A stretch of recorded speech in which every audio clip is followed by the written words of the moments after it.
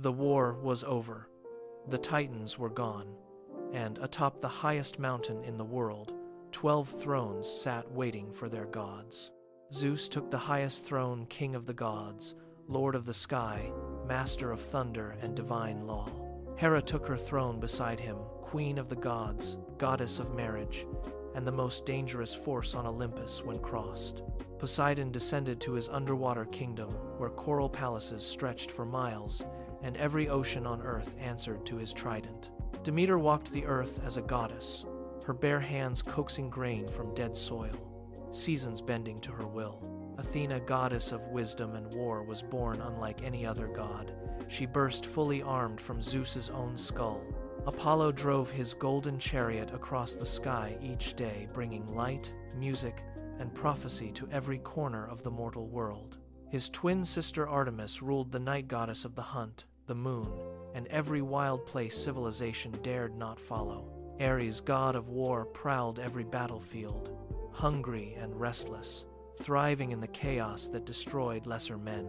Aphrodite rose from the sea foam, and when she arrived on Olympus, every god fell silent and every argument stopped. Hephaestus, the divine smith, worked alone beneath volcanoes, forging miracles for gods who barely acknowledged he existed. And Hermes the messenger was born at dawn and had already stolen Apollo's entire herd of cattle before noon. The gods had their thrones. But below Olympus, the earth was cold, empty, and utterly without purpose until one titan refused to accept that. Prometheus, the titan of foresight, had fought alongside Zeus and earned his freedom. But his loyalty was never to the gods. It was to what came after. He knelt at a riverbank and took clay in his hands and began to shape it into something the world had never seen before. Athena leaned down and breathed life into the clay, and the first human opened its eyes and drew its first trembling breath. More were made. They stood, stumbled, looked at their hands, looked at the sky, and Prometheus felt something the gods had never felt: responsibility. But humans had no fire, no warmth against the cold, no light against the dark. They huddled together and shivered, and Prometheus watched and could not bear it. He went to Zeus and asked for fire to be given to mankind. Zeus refused coldly, finally, without a single word of explanation. Prometheus walked away from Olympus, and he did not go home. He had already made his decision. He climbed into the path of Apollo's sun chariot and held a hollow fennel stalk to the blazing wheel, catching a fragment of divine fire. He carried it down through the night, one hand curved around the flame, shielding it from the wind, and brought fire to the earth for the very first time. He knelt before the shivering humans and touched the flame to the wood, and fire bloomed on the earth for the first time in history. On Olympus, Zeus looked down and saw the fires burning across the dark earth, small stolen pinpricks of divine light, and his fury was absolute. Zeus had Prometheus seized and brought before him in chains. The Titan who defied the king of the gods now knelt on the marble floor of Olympus. Zeus passed his sentence. Prometheus would be taken to the Caucasus Mountains and chained to the bare rock face forever. He was slammed against a sheer cliff face, divine chains driven into the rock around his wrists and ankles pinned to the mountain like a warning. Each dawn, an eagle descended from the sky sent by Zeus and tore open his side to devour his liver while he was still alive. Each night, his immortal body healed completely, and each dawn the eagle returned, day after day, year after year, century after century. And yet, Prometheus never recanted, never begged, never once said he regretted giving fire to the world. He had seen the future as titans of foresight always could. He knew, one day, someone would come to set him free. He only had to endure. Thousands of years later, a hero would finally climb that mountain, slay the eagle mid-flight, and break the chains of Prometheus forever.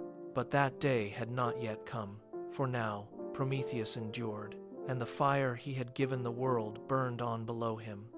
Zeus was not finished. He turned his gaze to humanity itself, the creatures Prometheus loved, and devised a punishment wrapped in beauty. He ordered Hephaestus to craft a woman, the first woman from clay and water, perfect in every detail, a gift for the world. Every god on Olympus gave her a gift: beauty from Aphrodite, a cunning tongue from Hermes, skill from Athena, curiosity from the universe itself. They named her Pandora, the all-gifted. And Zeus gave her one final thing: a sealed jar with a single instruction: never open it. Pandora was sent down to earth and given to Epimetheus, brother of Prometheus, who welcomed her, despite every warning his brother had ever given him. Pandora was good and full of wonder. But one question consumed her every waking hour: what was inside the jar she was forbidden to open? She told herself she would just look, just a crack, just enough to see.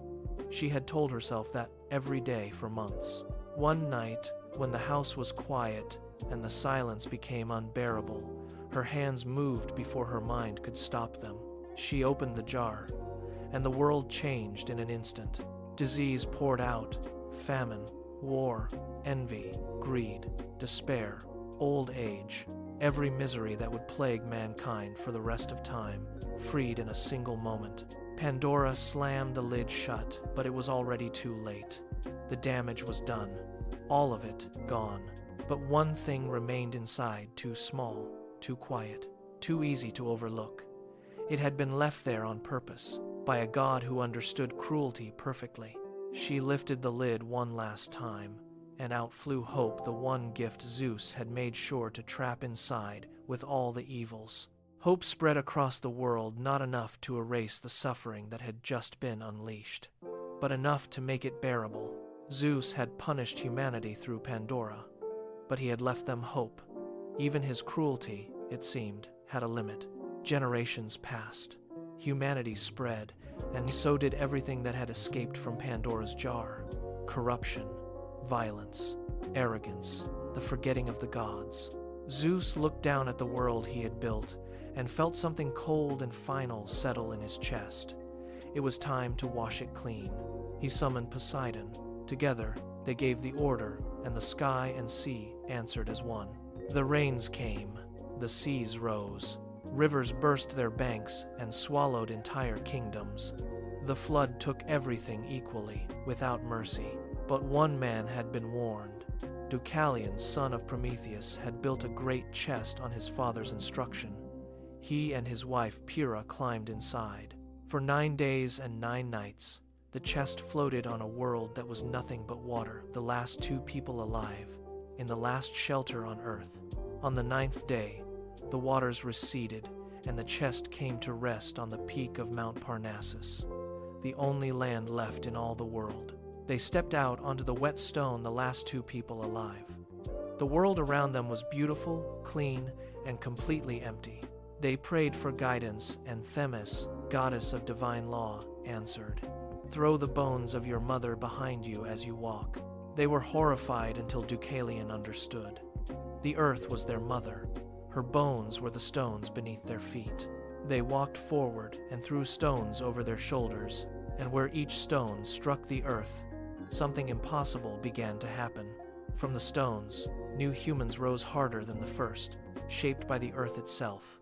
The world had ended, and now it began again.